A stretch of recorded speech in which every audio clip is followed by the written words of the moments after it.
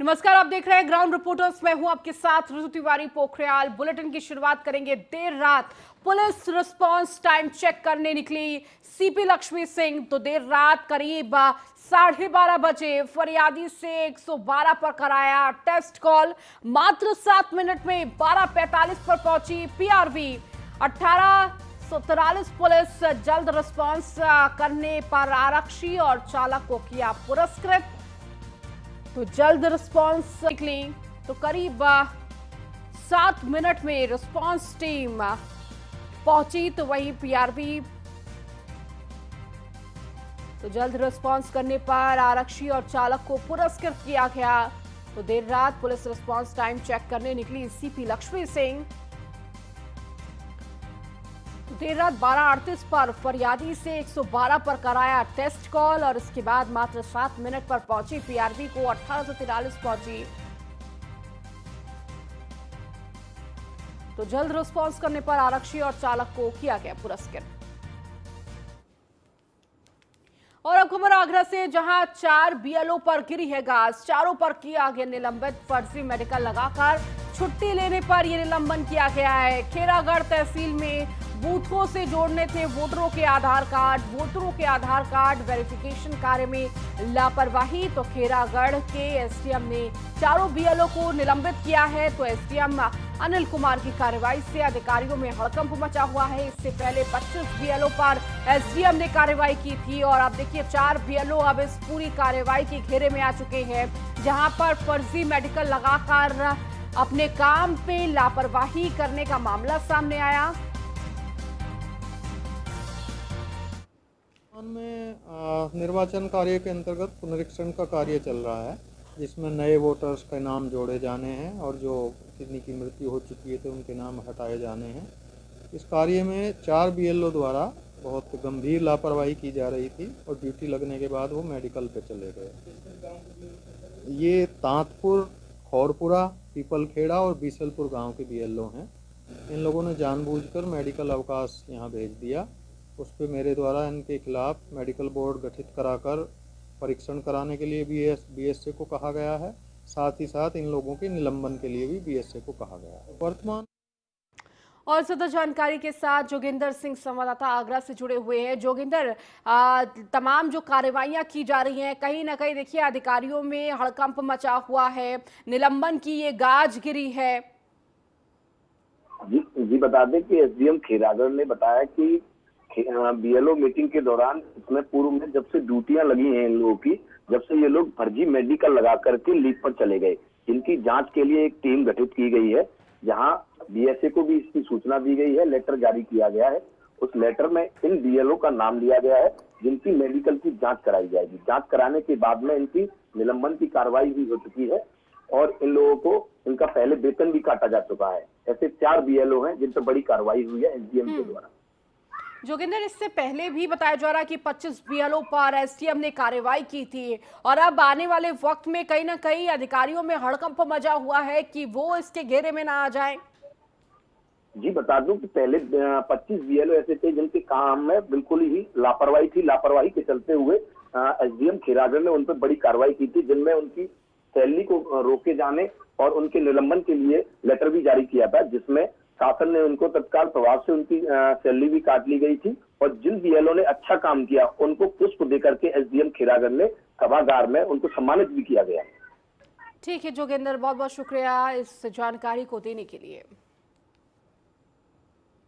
बढ़ेंगे आगे। सीएम योगी आदित्यनाथ आज कानपुर दौरे पर रहने वाले हैं। सुबह 11 बजे करीब लखनऊ से कानपुर के लिए रवाना होंगे।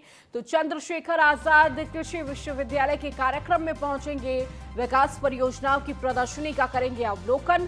प्रबुद्ध जन सम्मेलन परियोजना का भी करेंगे लोकार्पण। तो आज कई सारे कार्यक्रमों में हिस्सा लेंगे। सीएम योगी आदित्यनाथ आज कानपुर में मौजूद होंगे और ताबड़तोड़ दौरा करते हुए अब कानपुर पहुंचे हैं। सीएम योगी आदित्यनाथ करीब 11 बजे लखनऊ से कानपुर के लिए रवाना होंगे और सीएम के क्या मिनट टू मिनट कार्यक्रम है वो भी बता देते हैं। 11:25 पर सीएसए हेलीपैड उतरेंगे। 11:30 बजे कार्यक्रम स्थल पहुंचेंगे। 11:50 पर 3 प्रबुद्ध जनों का संबोधन है। 11:58 पर बच्चों को अन्नप्राशन कराएंगे तो 12 बजे सीएम जीआईएस का वीडियो लॉन्च करेंगे। 12:02 पर स्मार्ट सिटी का कॉफी टेबल बुक लॉन्च करेंगे। 12:12 पर विभिन्न योजनाओं का शिलान्यास और लोकार्पण करते हुए नजर आएंगे। 12:57 पर जनसभा को संबोधित करेंगे। 1 बजे कार्यक्रम स्थल पर सीएसए के लिए रवाना होंगे तो करीब 1:10 पर हेलीपैड से चकेरी एयरपोर्ट के लिए रवाना होंगे। 1:25 पर राजकीय विमान से गोरखपुर के लिए उड़ान भरेंगे। तो तमाम ये कार्यक्रम सीएम के रहने वाले हैं।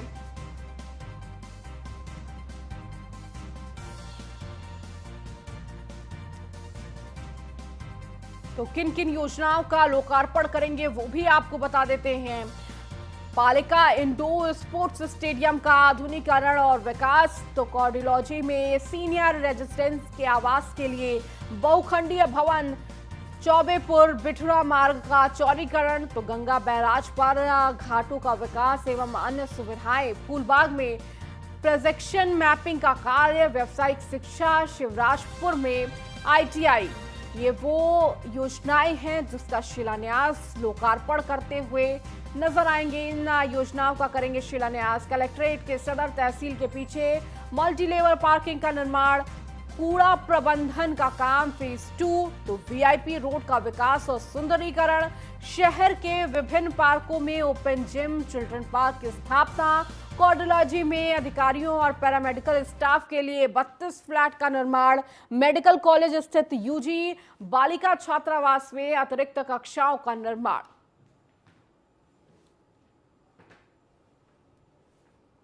और ज्यादा जानकारी के साथ कानपुर से हमारे संवाददाता रामजी शर्मा हमारे साथ जुड़ चुके हैं। रामजी, आज सीएम योगी आदित्यनाथ कानपुर के दौरे पर रहने वाले हैं और देखिए 11 बजे का वक्त है। अभी फिलहाल क्या तैयारियां कानपुर में देखने को मिल रही हैं?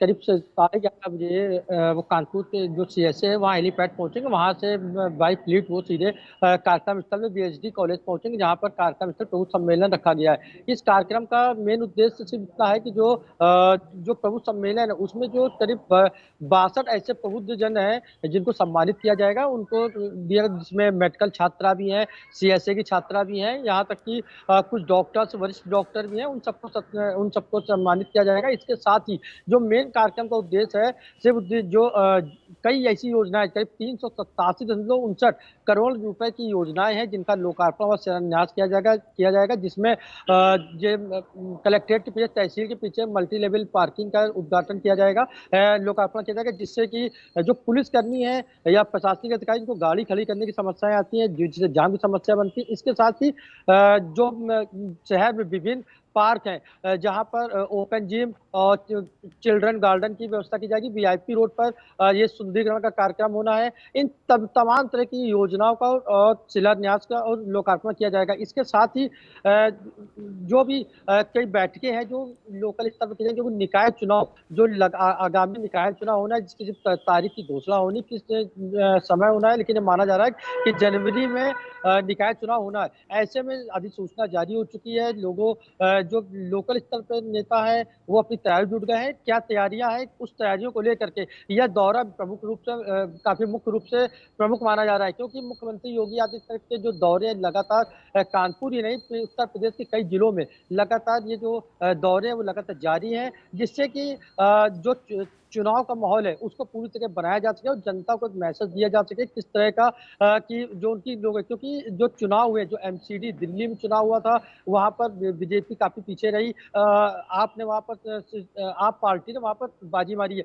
ऐसे में कहीं ना कहीं कानपुर में जो अब निकाय चुनाव होने, उसको लेकर जो तैयारियां हैं, उन तैयारियों को देखते हुए इस तरह के जो दौरे हैं लगातार किया जा रहा है, क्योंकि जितनी जल्दी जब अधिसूचना जारी होगी, डेट जारी होगी, तो कहीं ना कहीं प्रचार प्रसार भी थम सकता है। इसी को लेकर के पूरी तरीके से मुख्यमंत्री योगी आदित्यनाथ कानपुर आ रहे हैं। कानपुर में प्रबुद्ध सम्मेलन में भाग लेंगे और जितने भी योजनाएं उसका शिलान्यास करेंगे। मेन सबसे बड़ी समस्या तो कानपुर की है, वो सड़क की, जो पानी की थी, उसको लेकर के भी काफी है। नगर निगम अधिकारियों से बैठक भी कर सकते हैं, केडीए के अधिकारियों के साथ भी बैठक कर सकते हैं। फिलहाल वो जो बैठक है उस कार्यक्रम में शामिल नहीं है, लेकिन ये माना जा रहा है कि बैठक करके उनको दिशा निर्देश दिए जाएंगे, जिससे कि निकाय चुनाव में किसी तरह की कोई भी बाधा उनके सामने आती है। जो विधायक हैं, सांसद हैं, उनको भी लगातार दिशा निर्देश दिए जा रहे हैं। फिलहाल कार्यक्रम की तैयारी को जिला प्रशासन, जो नगर निगम के अधिकारी हैं या पुलिस अधिकारी, वो लगातार जुटे हुए हैं। जो सड़कें उनको पैचवर्क किया गया है, तैयारियां जोरों पर है।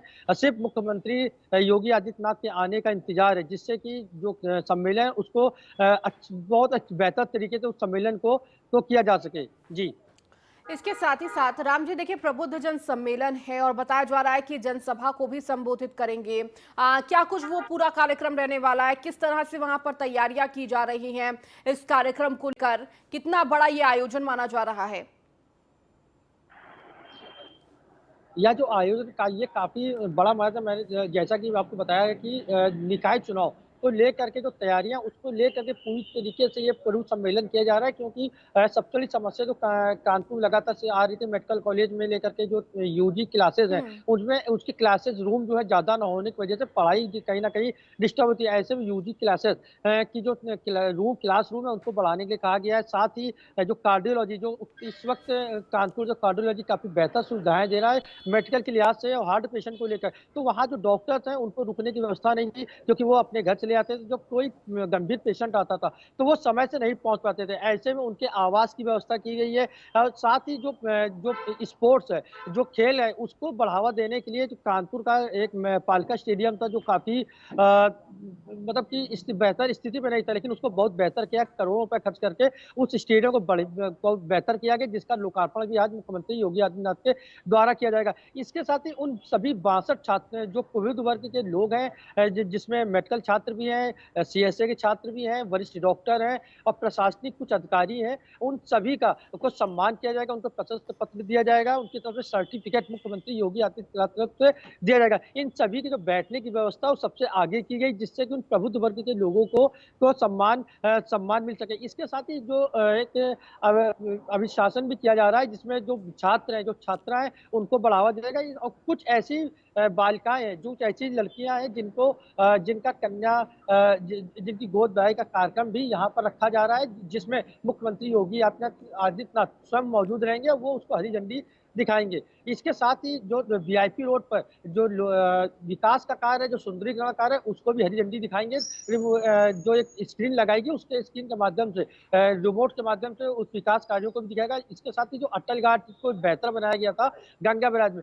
वहां पर जो विकास का कार्य जो काफी धीमे गति चल रहा था, उसमें काफी तेजी आई है, उसका भी लोकार्पण आज मुख्यमंत्री योगी आदित्यनाथ के द्वारा किया जाएगा। यूं कहा जा सकता है कि जो निकाय चुनाव है, उसको लेकर के जनता के बीच में एक मैसेज दिया जाना है, जिसको लेकर के मुख्यमंत्री योगी आदित्यनाथ कानपुर आ रहे हैं और जनता के साथ जो जनसभा के माध्यम से जनता को रूबरू करेंगे और उनको जो भी विकास योजना है उससे अवगत कराएगा। इसके साथ ही जो पंडाल है, वहाँ 50,000 लोगों के बैठने की व्यवस्था की गई है, जहां पर से उन सभी को मुख्यमंत्री योगी आदित्यनाथ जनसभा के माध्यम से उनको संबोधित करेंगे। जी ठीक है राम जी, बहुत बहुत शुक्रिया इस जानकारी को साझा करने के लिए। पढ़ेंगे आगे, बात कासगंज की करेंगे, जहां पर चाइल्ड लाइन 1098 की टीम ने रुकवाया है बाल विवाह। 15 साल की नाबालिग का परिजन करा रहे थे बाल विवाह, जिसे लेकर चाइल्ड लाइन और पुलिस टीम को देख मौके पर हड़कंप मच गया। शादी रुकवाकर परिजनों को चाइल्ड लाइन की टीम ने चेतावनी दी तो गंज डूंडावार थाना के नगला भिटारी गांव का हो रहा था ये बाल विवाह, और चाइल्ड लाइन और पुलिस टीम को देखकर मौके पर हड़कंप मच गया। तो कासगंज का ये पूरा मामला है, जहां पर 15 साल की बेटी का बाल विवाह करवा रहे थे परिजन, और इस दौरान चाइल्ड लाइन की टीम ने मौके पर पहुंचकर इस पूरे विवाह को रुकवाया। तो वही पुलिस टीम भी साथ में मौजूद थी और परिजनों को चेतावनी दी।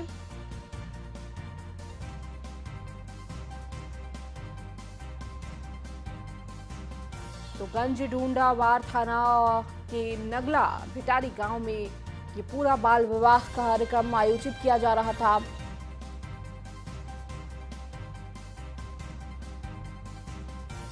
तो देखिए, 15 साल की ये नाबालिग थी, जिसका परिजन अपनी बेटी की शादी करवा रहे थे, लेकिन इस दौरान जब चाइल्ड लाइन को इसकी सूचना मिली तो तुरंत मौके पर चाइल्ड लाइन और पुलिस टीम पहुंचकर इस पूरी शादी समारोह को रुकवाया।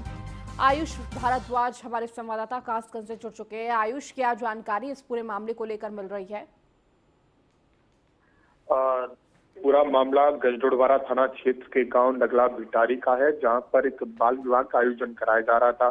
चाइल्ड लाइन की टीम 1098 पर एक कॉल आती है, जिसमें कॉलर द्वारा बताया जाता है कि एक नाबालिग बच्ची का बाल विवाह जो है उसके परिजन करा रहे हैं। सूचना मिलते ही चाइल्ड लाइन की टीम पुलिस बल के साथ मौके पर पहुंच जाती है और मौके पर जाकर देखती है तो शादी की तैयारियां पूरी हो चुकी थी, दावत चल रही थी और बारात भी वहां पर मौजूद थी। लड़का और लड़की जो बाल विवाह हो रहा था, वहां पर वो दोनों फेरे लेने जा रहे थे, तभी टीम मौके पर पहुंच जाती है और फिर वहां पर जाकर बच्ची के जो कागजात है, नाबालिग दुल्हन के कागजात मांगे जाते हैं, उसके उम्र के दस्तावेज मांगे जाते हैं, लेकिन जो परिजन है वो किसी भी तरह का दस्तावेज उम्र से संबंधित नहीं दिखा पाते हैं, जिसके बाद चाइल्ड लाइन की टीम जो है वो उस बाल विवाह को रुकवा देती है। साथ ही परिजनों को कड़ी चेतावनी भी दी जाती है कि बाल विवाह कराना अपराध है और विभिन्न धाराओं में इसमें मुकदमा पंजीकृत किया जाएगा। साथ ही जो नाबालिग दुल्हन है उसको मेडिकल कराया जाएगा, उसकी उम्र जो है सर्टिफाइड कराई जाएगी, क्योंकि नाबालिग जो दुल्हन है उसका मेडिकल परीक्षण भी कराया जाएगा। जी ठीक है आयुष, बहुत बहुत शुक्रिया इस जानकारी को देने के लिए। अब खबर बिजनौर से है, जहां युवती ने फांसी लगाकर आत्महत्या कर ली। तो प्यार में जंग हार चुकी युवती ने उठाया ये कदम। प्रेमी द्वारा शादी से इनकार करने के बाद की आत्महत्या।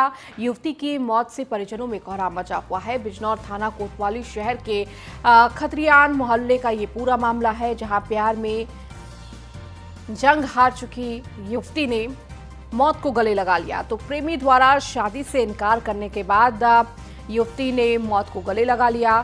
तो युवती की मौत से परिजनों में कोहराम मचा हुआ है। बिजनौर थाना कोतवाली शहर के खतियाना मोहल्ला का ये पूरा मामला है।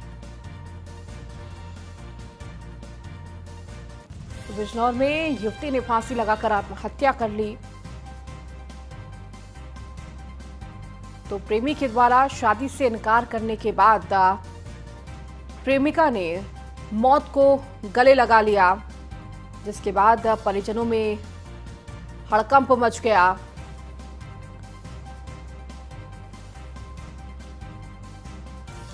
और ज्यादा जानकारी के साथ फैसल खान हमारे संवाददाता हमारे साथ जुड़ चुके हैं। फैसल, क्या जानकारी इस पूरी घटना को लेकर?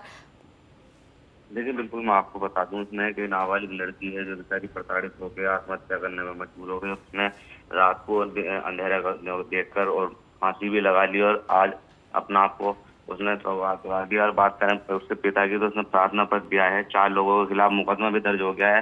पुलिस जांच में जुड़ गई है। जल्द आरोपियों को हिरासत में लेकर जेल भेजेगी। इसके अलावा क्या कुछ और जानकारी अधिकारियों की तरफ से दी जा रही है फैसल? देखिए, फिलहाल अगर जानकारी की बात करें तो बाप की तरफ से जो प्रार्थना पत्र मिला है उसमें साफ कहना है लड़का बहुत परेशान कर रहा था। इतना परेशान उस नाबालिग बच्ची को किया जा रहा था, प्रताड़ित के मैं तुझसे शादी नहीं करूंगा, या वो क्या प्रेशर बना रहा था वो तो जब भी पता चल पाएगा। लेकिन जो बाप ने प्रार्थना पत्र दिया है उसमें साफ लिखा हुआ है और साफ कहना है कि वो उसको शादी के लिए परेशान कर रहा था। और जब उसको परेशान इतना कर दिया उसने कि वो मौत को भी उसने गले लगा लिया। ठीक है फैसल, शुक्रिया इस जानकारी को देने के लिए। श्रावस्ती में रैन बसेरे राम भरोसे कंपकपाती ठंड से लोग परेशान हैं। नहीं तैयार हुआ है रैन बसेरा, ठिठुर रहे हैं लोग। लोगों को रैन बसेरा का नहीं मिल रहा है लाभ। तो देखिए, रैन बसेरा जिस तरह होना चाहिए उसकी तस्वीर सामने नहीं आ रही है। तो कंपकपाती ठंड में जहां लोगों को रैन बसेरे का सहारा होता है, तो वहीं ये तस्वीर जहां पर अभी रैन बसेरा तैयार नहीं हुआ है, तो श्रावस्ती में रैन बसेरा राम भरोसे नजर आ रहा है। तो कंपकपाती ठंड में लोग परेशान हैं क्योंकि रैन बसेरे की स्थिति बद से बदतर है। तो अभी तक नहीं तैयार हुआ है रैन बसेरा, तो ठंड से लोग ठिठुर रहे हैं, जगह जगह स्थान ढूंढ रहे हैं अपने रहने का।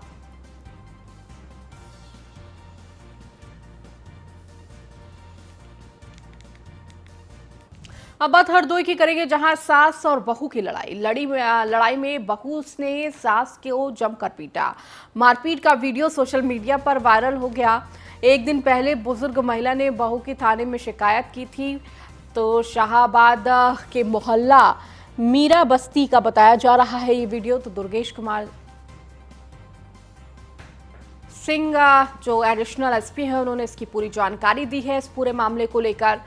तो एक दिन पहले बुजुर्ग महिला ने बहू की थाने में शिकायत की थी और देखिए एक दिन बाद ही किस तरह से बहू ने अपनी सास को पीटा। और अब इसका वीडियो लगातार सोशल मीडिया पर वायरल हो रहा है। सास और बहू की ये लड़ाई अब सोशल मीडिया पर छाई हुई है। लड़ाई में बहू ने सास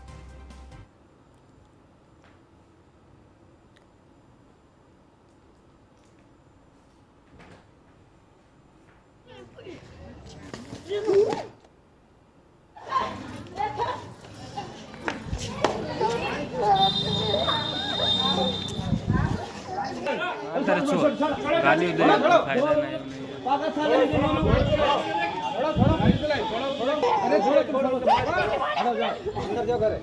स्वर्गीय श्री प्रसादी लाल, ये मीरा बस्ती शाहबाद की रहने वाली है। ये बुजुर्ग महिला है। इनकी बहू ने इनको मारा पीटा गाली गलौज किया है। इस पे इनकी तरफ से विद्यावती की तरफ से एक तहरीर प्राप्त की गई है, जिसके आधार पर अभियोग पंजीकृत किया जा रहा है और इसमें आवश्यक विधिक कार्रवाई की जाएगी। और अब खबर ग्रेटर नोएडा से है, जहां आबकारी विभाग ने की है छापेमारी। तो gaming centre skin golf course के अंदर ये छापा पड़ा, जहां बिना लाइसेंस अवैध तरीके से परोसी जा रही थी शराब। मौके से विदेशी नागरिक सहित 3 लोग गिरफ्तार हुए हैं। आबकारी विभाग ने मौके से अवैध शराब की बरामदगी की है। नॉलेज पार्क थाना इलाके के सिग्नेचर टावर का ये पूरा मामला है। तो बिना लाइसेंस अवैध तरीके से परोसी जा रही थी शराब। तो मौके से विदेशी नागरिक सहित 3 लोग गिरफ्तार किए गए हैं। तो आबकारी विभाग ने मौके से अवैध शराब भी बरामद की है। नॉलेज पार्क थाना इलाके के सिग्नेचर टावर का ये पूरा मामला है।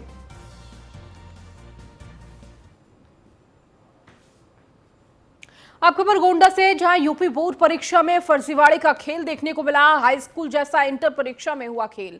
एक के बजाय 2 कॉलेजों से भरे गए फॉर्म। 96 छात्रों के फॉर्म में उजागर हुआ फर्जीवाड़ा। फर्जीवाड़े के खेल में 260 कॉलेजों को नोटिस भेजा गया है। गोंडा, बलरामपुर, बस्ती से भरवाए गए फॉर्म। तो DIOS ने 3 दिन में कॉलेज से जवाब भी मांगा है। तो यूपी बोर्ड में बोर्ड परीक्षाओं में किस तरीके से धांधली चल रही है, ये उजागर हुई है। तो फर्जीवाड़े के खेल में 260 कॉलेजों को नोटिस जारी हुआ है। तो गोंडा, बलरामपुर, बस्ती से भरवाए गए ये फॉर्म और अब नोटिस जारी कर जवाब मांगा गया है। DIOS ने 3 दिन में कॉलेजों से जवाब मांगा है। तो किस तरह यूपी बोर्ड परीक्षा में फर्जीवाड़े का खेल देखने को मिल रहा है। और ज्यादा जानकारी के साथ गोंडा से संवाददाता कादिर अंसारी हमारे साथ जुड़ चुके हैं। कादिर, यूपी बोर्ड परीक्षा में किस तरीके से ये फर्जीवाड़े का खेल देखने को मिल रहा है? पहले जिस तरह से 10th का जिक्र हो रहा था, अब देखिए 12th की परीक्षाओं में भी तमाम ये फर्जीवाड़ा देखने को मिला है। गोंडा में लगातार जिस तरीके से एक के बाद एक यूपी बोर्ड परीक्षा में फर्जीवाड़े का खेल देखने को मिला है और जैसे जिस तरीके से इंटर की परीक्षा में खेल हुआ था, उसी तरीके से 2 कॉलेजों से बच्चों ने जो है फॉर्म भरे हैं। 96 छात्रों के फॉर्म में ये पूरा जो खेल है वो उजागर हुआ है। 260 कॉलेजों को नोटिस दी गई है, लेकिन गोंडा, बलरामपुर, बस्ती सहित जो है जिस तरीके से ये अब जो यूपी बोर्ड की परीक्षा है, इसमें फर्जीवाड़ा देखने को मिल रहा है। हाई स्कूल में 29 छात्र फॉर्म फिलिंग में पकड़े गए हैं और इस तरीके से ये पूरा मामला जो है उजागर हुआ है। ठीक है कादिर, बहुत बहुत शुक्रिया इस जानकारी को देने के लिए। तो देखिए फर्जीवाड़े का खेल देखने को मिला। 260 कॉलेजों को नोटिस जारी हुआ है। गोंडा, बलरामपुर, बस्ती से भरवाए गए थे फॉर्म और अब इन 260 कॉलेजों को जवाब देना है। DIOS ने 3 दिन में कॉलेज से जवाब मांगा है। तो यूपी बोर्ड परीक्षा में यह फर्जीवाड़े का खेल लगातार देखने को मिल रहा है। पहले 10th परीक्षा को लेकर हाई स्कूल जैसा ये जो खेल है अब इंटर परीक्षा में भी देखने को मिला है, जहां छात्रों ने एक के बजाय दो कॉलेजों से फॉर्म भरे हैं।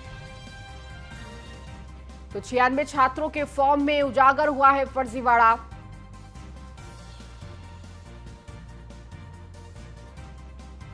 तो फर्जीवाड़े के खेल में 260 कॉलेजों को नोटिस जारी हुआ है और अब DIOS ने 3 दिन के भीतर इन कॉलेजों से जवाब मांगा है कि आखिर ऐसी स्थिति क्यों सामने आई।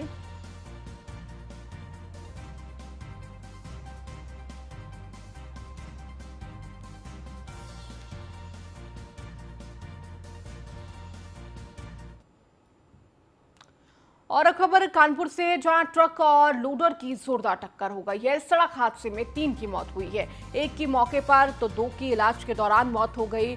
घाटमपुर कोतवाली के धर्मपुर बंबा के पास देर रात ये घटना हुई है। तो सड़क हादसे में 3 की मौत हो गई है। तो ट्रक और लोडर की ये जोरदार टक्कर देखने को मिली है कानपुर में।